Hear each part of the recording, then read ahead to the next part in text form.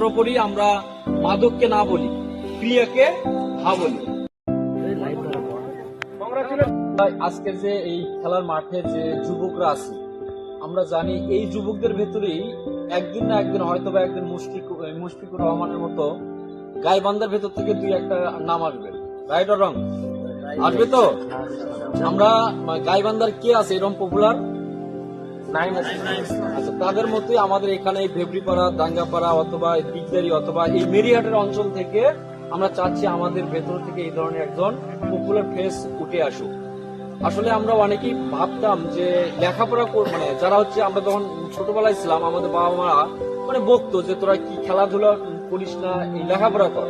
কিন্তু বর্তমান যুগে আসলে লেখাপড়া বাদেও খেলাধুলা দিয়ে কেরিয়ার গঠন করা যায়, এটা কিন্তু এখন মানে সবাই জানে। Right or wrong? আমরা এখন আমরা অনেকে বিভিন্ন বিজ্ঞানীদের লাইফ স্টাইল স্টাডি করে দেখছি, মানুষের কোনো ডিসিশনকে তার উপর চাপিয়ে দেওয়াটা উচিত না। যদি আমাদের ভেতর আমাদের অনেক ছেলেপেলেরা আমাদের এই সমাজে আছে, তারা কিন্তু এই ক্রিকেট প্রেমী না, তাই না? তা আমরা জানি এই কয়েকজনের ভেতরে তাদের আগ্রহ আছে, হয়তো বা তারা একসময় সাকিব আল হাসানের মতো হবে নাকি।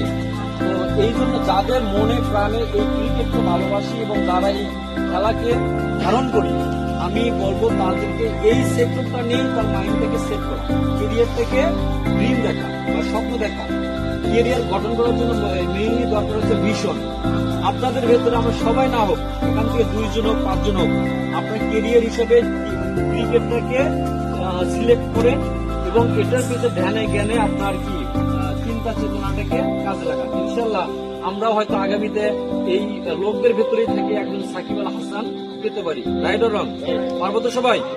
তো সর্বোপরি আমরা মাদককে না বলি, ক্রিয়াকে হা বলি।